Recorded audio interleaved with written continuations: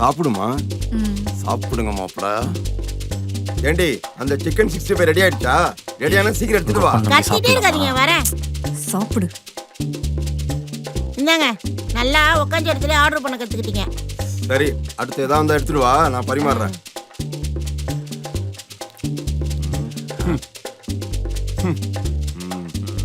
போதுமா மாப்பிள? போதுமாமே.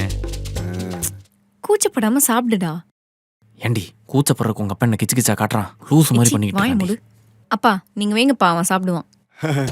இதோ வைக்கிறோமா மாப்பிள? கோழி. இது கோழியா இருக்கும்போது என்ன ஆட்டம் போட்டிருக்கோம். இப்ப சிக்கன் ஆகி தோலை உரிச்சு 65 ஆயிடுச்சு இதோட நிலைமை. கிளம் ரொம்ப ஸ்கோர் பண்றானே, ஏதாவது பஞ்சு கொடுத்தாகணுமே. ஏய் அர்ச்சனா, ஏய் அம்மா என்னன்னு கொஞ்சம் பாருங்க. அர்ச்சனா என்னாச்சுமா? பாத்து பாத்து மெதுவா. ஆமே நீங்க சமைச்சதா? ஓ புரிஞ்சு போச்சு. எங்க 2 பேரையும் வீட்டுக்கு கூட்டு வந்து பாவக்கதைகள் படத்துல வர மாதிரி சோத்துல வச்சு கொல்ல போறீங்க. கரெக்டா?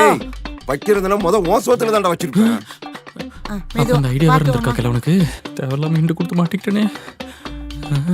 பாத்து பாத்து உட்கார். அர்ச்சனா இங்க எதுவுமே சரியில்லை. காசு வீட்டு நம்ம வீட்டுக்கு கிளம்புவோம். எங்க போறீங்க? சந்தோஷமான விஷயம் நடந்திருக்கு. உட்காருங்க உட்காருங்க, நான் சொல்றேன். என்ன சந்தோஷமான விஷயம்?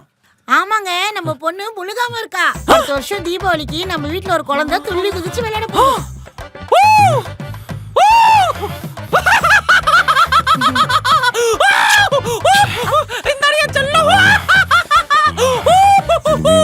தடுக்க முடியாது. அப்புறம் மாமே ஃபவுண்டேஷன்லாம் ஸ்ட்ராங்கா போட்டேன்.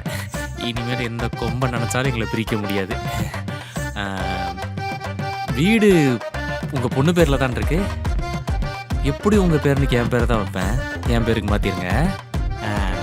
சரி சரி, பேசுனதெல்லாம் போதும். நாளைக்கு நிறைய வேலை இருக்கு, சீக்கிரமா ஏஞ்சிக்கணும். எல்லாம் போய் படுங்க போங்க.